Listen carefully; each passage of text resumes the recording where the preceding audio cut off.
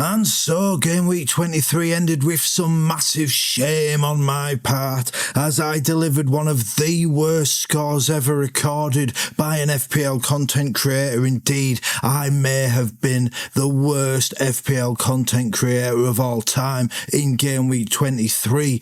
Of a game of 12.8 million players, I finished with a game week rank of 12.6 million, right down in the depths. At one point, I actually wondered if I would end up last in the entire world for the game week, but then James Tarkowski came in with them DEFCON points at the last minute, saving my bacon. And look, I did that big rant the other day, and it was a good rant. It was exciting, you know. People love it when I go in the shed and have a good rant, and I enjoy it too. I always feel better after I come back out and I can return to the house and be a better husband and father to my wife and kids with my mind cleared. But this week it's been a bit harder because I did feel better, but then it was weird because it got to Monday night and I had two people playing. I had Tarkowski and Garner playing, and I just didn't care. I didn't care. I didn't even barely pay any notice. I just checked it at about 2 a.m. to see what happened. I've barely been on the social media. There's been a whole lot of comments on the video I still haven't responded to, although I have responded to about 130 comments so far, and I will get to the rest because I always try to. And I feel like the problem, what is it that has driven a man like me who is so overly emotional and so invested in this game? Why have I switched off so much? And part of it is real world issues. I can't deny that. The fridge went last night on Monday night before the Everton match, and that was very frustrating because, you know, when your fridge goes, you don't just have to replace a fridge. When it goes at that time of night, you have to replace all the food as well, all the milk, and it's so expensive, you know, especially for someone like me. It's cost me more than a week's wages to get this new fridge. It's a good fridge. Hopefully it'll last longer than the 14 months the last one did. I mean, the bloke in the shop said I was unlucky with the fridge, but it doesn't make you feel any better when you're unlucky and there's nothing you can do. And this brings us back to the FPL in many ways, because part of the reason I was so disillusioned and frustrated with the game was, of course, because of the leaks. And look, I said my piece on Saturday night. I'm not going to rant and rave about it. Indeed, part of the reason I'm doing this video now, this is 3 o'clock in the morning when I'm recording on the Tuesday night. Probably too late for people to care about the video itself. Oh, everyone's looking forward to game week 24. Should we wildcard? I'll get to that in a little bit later in the week. But I just wanted to make this video because I've had a couple of messages. Oh, you've been quiet on the socials. You know, are you feeling all right? I know that, yeah, you do your rants and they're funny and they make you feel better, but it's just worth checking in. So I wanted to make this video. I am all right. You know, I do get invested in this game. It does mean a lot to me. I was upset on Saturday night, frustrated, irritated, all those words, negative emotions, you know, and that's okay. I said it in my interview with Gary over a year ago. I say it all the time. This game matters to me because I've chosen to allow it to matter to me. You know, I could walk away. I've had years off the game before in the past, and you know, because it was affecting how I was enjoying real football. You know, Steve-O from Elite FPL, he's walked away this season because of similar reasons. The game was just having a negative effect. But for me, it's a positive, this game. I really enjoy this game. I just had a bad... It was everything combining, you know, the fridge, the weather. It's been stormy up here, so I couldn't get out for my walking video. The leaks are so frustrating. So I just want to talk about them a little bit because I watched Gary's From the Pubcast members video on Sunday night, and that wound me up a bit. I'm not going to lie. Normally, it is such excellent content. It's one of my highlights of the week on the FPL circuit, Gary's members video on the FPL Pubcast channel. And what wound me up is that he says, nothing can be done about the leaks. And even if they tried to do something, all it's going to do is piss somebody off in the world, so there's no point doing it. And I mean, those are two big points, and I completely disagree with both of them. And to the point where actually it irritates me a little bit. And I'll be fair to the man, you know, Gary likes it when I talk about him in the videos. He likes to shout out. Well, he's going to get shouted out here, possibly in a way he doesn't like, because Gary is an intelligent man. He's an educated man. And he, in the field of psychology, and he's saying nothing can be done. And he's saying somebody will be upset, so there is no point. And it frustrates me. It frustrates me because there is a very simple thing that can be done which negates all the power of the leaks. And that is introducing substitutions. And right, I'm going to get into that in a sec, but what I will say is when Gary says that, when he says everything will piss someone off so there's no point, when he says nothing can be done, what he's actually saying, and it's a sentiment that is not confined to Gary, it is for, you know, it's quite a popular one. And what people who say those things are saying is that in order to have the best chance of success at the game, you must either have a Twitter account or you must be watching one of the big name content creators at the deadline so you can act on this information. Now, I'm going to address both of them, and might not be a popular opinions that I'm going to share, but, you know, I'm not about popularity. It's about being honest with you, like I always am. To say you need to either have a Twitter account or follow one of the big name content creators is problematic for two reasons. One, Twitter, or X if you prefer the modern name, is not... it's not morally, it's a repugnant website. Repugnant, I'm not sure how to say that word. You know the one, REPUGNANT. Tell me how to say it in the comments, because I'm not actually sure. I get most of my stuff from reading. But it is, I mean, Elon Musk is a disgusting man. And that's just, there's no two ways about it. And he bought this website, Twitter, and he uses it to sow division and to support extremism, to enhance extremism in the political spectre. And whether you agree with his views or not, like, the way it's manipulated is not right, and you can understand why people don't wish to support that. So if you're saying they have to, in even a tiny way, abandon the morals to support this man who created a tool designed to disrobe women and then he glorified in the sexual harassment of them which followed quite recently, lest we forget.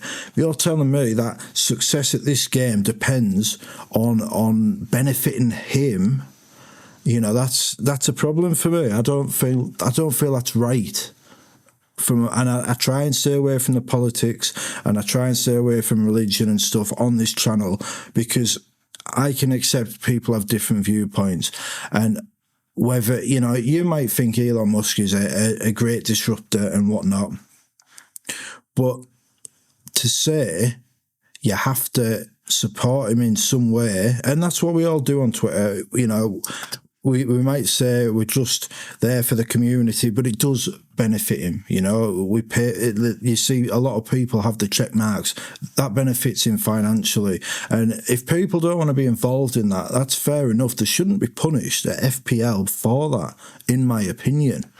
Now, when I mentioned the big name content creators with the deadline streams, look, I have no problem with any individual, and I have no problem with individuals having sponsorships.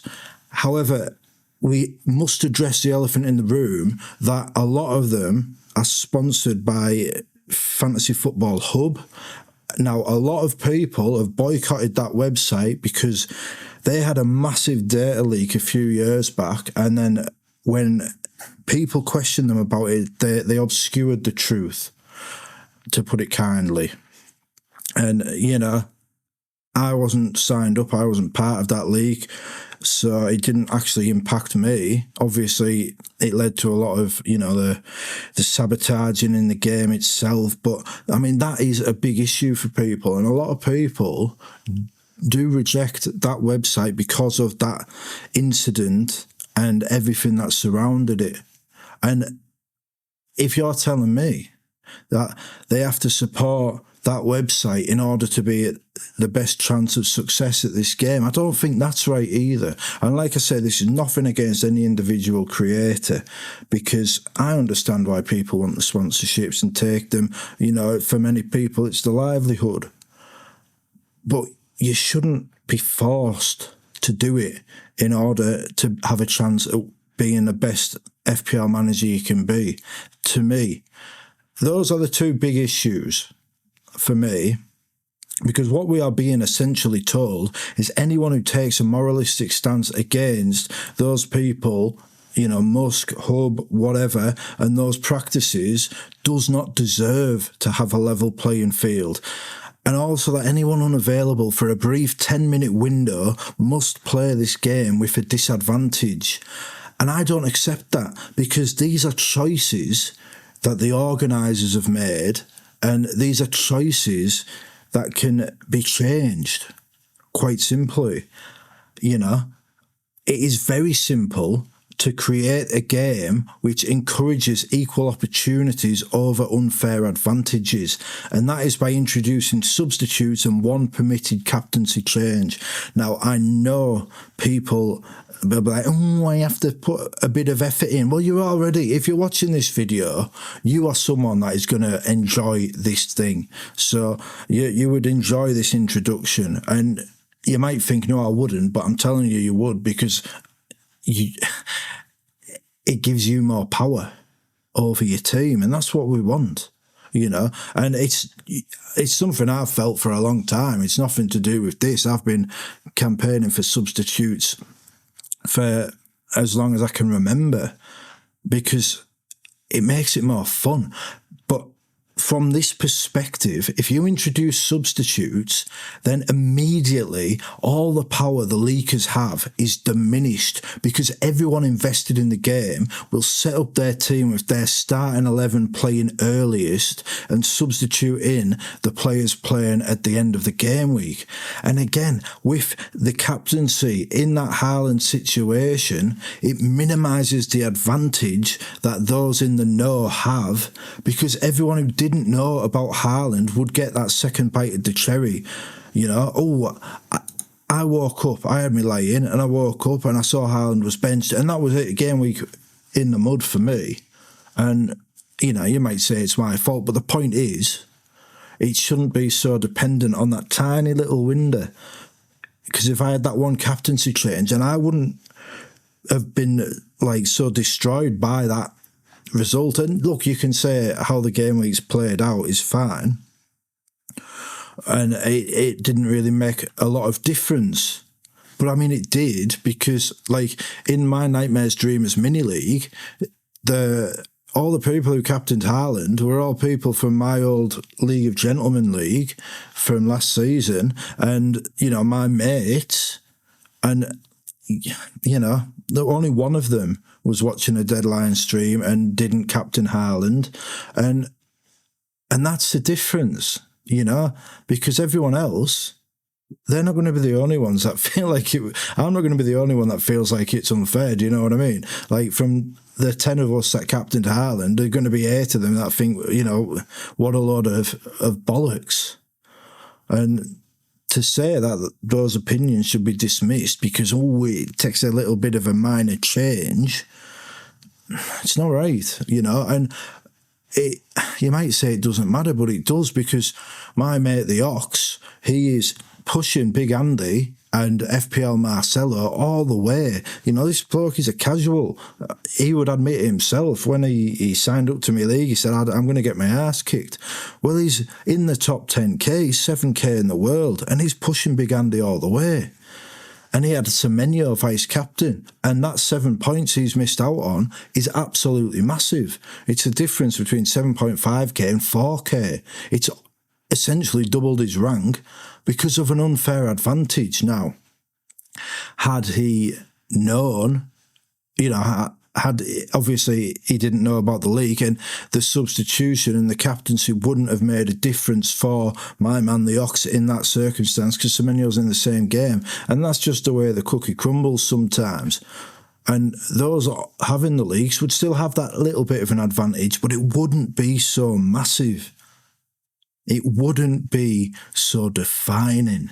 And pardon me, that's the thing about it. You know, that's the important thing for me. Now, the counter argument is that people who the counter argument is that people will say that people don't want to stay invested in the game all weekend, and that introducing substitutes will hurt engagement in the game from casuals. And I just want to say that's absolute nonsense, because casuals will still be able to set the team for the weekend with the best 11 if they want. If they want to just do it on a Friday night or a Thursday night and get on with their lives, they can still do that. Nothing is stopping that happening. And you could say, you know, it's a disadvantage. You know, they accept that they are going to be disadvantaged because they don't take it seriously. Their advantage is that they enjoy the game more, perhaps. And what I would also say is most of them aren't actually bothered by minor tweaks to the rules. Now, if you talk to the engaged community, all you hear is the assistant manager. It killed it for the casuals. It killed it for the casuals. And they all have some sort of circumstantial evidence of a mysterious work friend or colleague who, you know, they played the game, but then the assistant manager came in, so they gave it up because it was a bit too confusing. And, you know, you could buy that argument, except last year had the most people playing the game than ever, and this year there's over 1 million more people playing than last year, and 1 million more teams. Oh, it's not 1 million more players. Well, we don't actually know, because, you know, how many more teams are these engaged players setting up? You know what I mean? So the facts are, last year we had 11.5 million. This year we've got 12.8 million.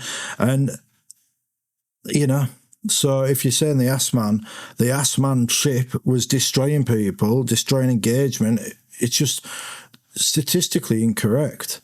You know, if having to be available for a 10-minute window to have a decent chance of success is how it has to be in this game, then we can let people pick their own window, because they can plan their substitutes around it.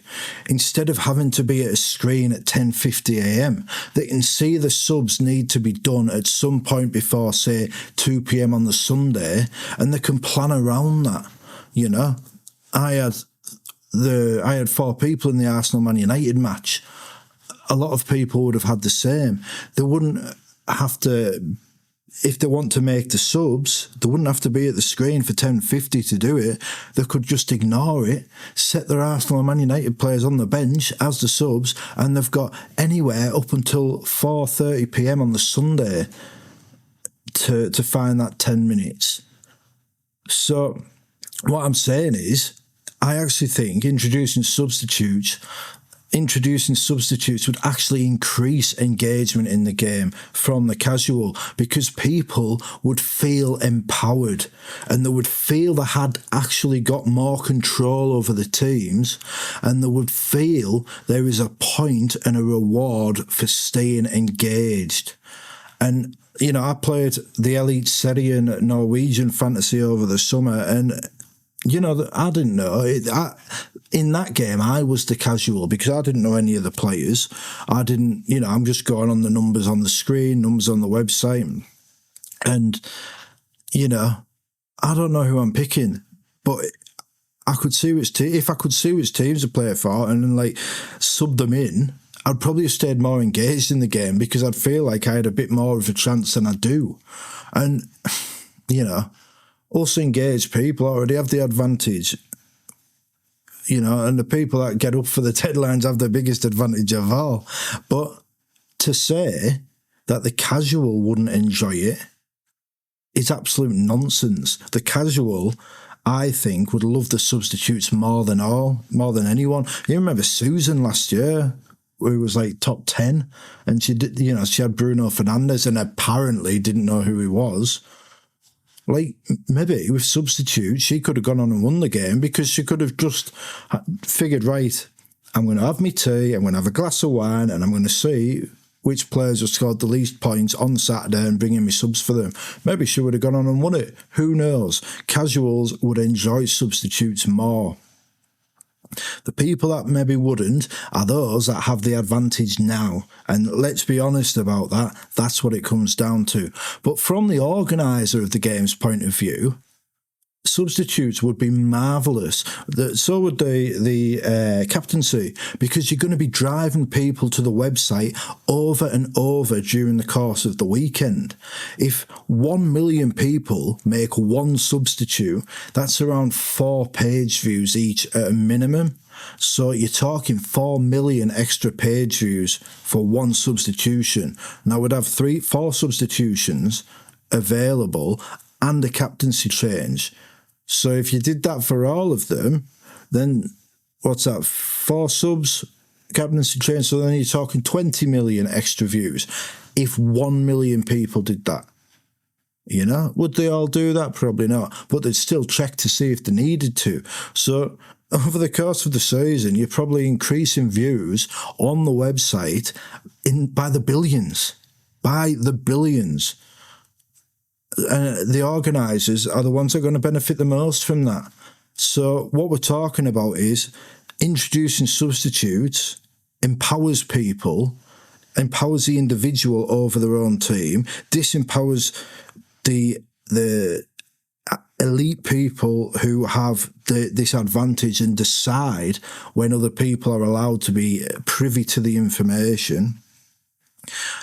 And the organisers benefit greatly, and substitutes benefit everyone. They make the game fairer, they reduce the control of power from certain individuals and put it back in the hands of the player themselves. That's what I'm trying to say.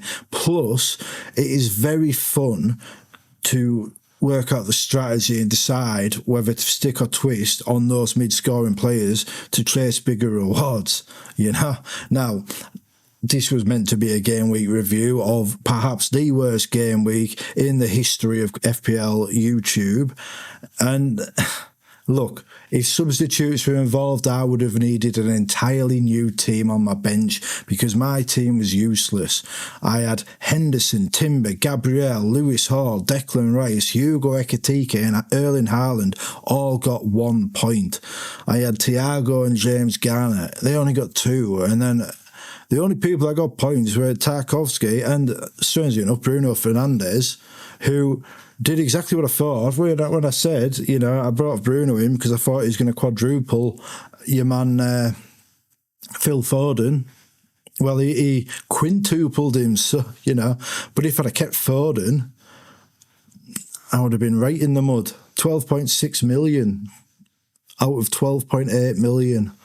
Lodgeful, it's like, what do you say to that? It's so bad. It's almost memorable. It's so bad, it's almost funny. And I mean, it was frustrating. I can't deny that. It was very frustrating because it's embarrassing, And the worst thing is, it's the 3rd time this season I have had an 8-figure game week rank, and it's a good job I'm not here telling you what to do with your teams, and I'm just sharing ideas and discussing mine, trying to stay open-minded and figure out strategies. But, it's funny. It's funny the comments you get when you have a bad game week. Obviously, you have a lot of people commiserate, and most people are wonderful. You get the odd dickhead who comes in there empowered behind their own screen to try and make you feel bad, but nobody can say anything to me about this game. I haven't told myself, thousands of times over the years, so it doesn't really bother me. I did bite back at one person in the comments who seemed to suggest that I deserved to be punished because I prioritised spending a little bit of time with my cats over the game. Now, maybe I did. Who knows? But I had that wonderful time with my beautiful felines, and I would not take that back. It was lovely, and it is what it is. there's at least every season I can think of. So, the one time I actually got top 10k, because I can do it. I have done it in the past. I got the top 10k, and that year I actually brought in Cristiano Ronaldo for a 13-pointer. Except, I'd forgot to press save team, and he was last on my bench, and Timu Pukki got like 1 point on the pitch or 2 points. And, the feeling when that happens and you're chasing the top 10k is not nice. It's not nice. But I suppose that's the lesson to take out of it. You're going to get something like this every season. Not every game week is going to go according to plan. And there's going to be times where, these unexpected events happen. You could say, we knew Haaland was going to be benched, so what? You didn't know. You suspected, and you were right if you did suspect, and fair play to you.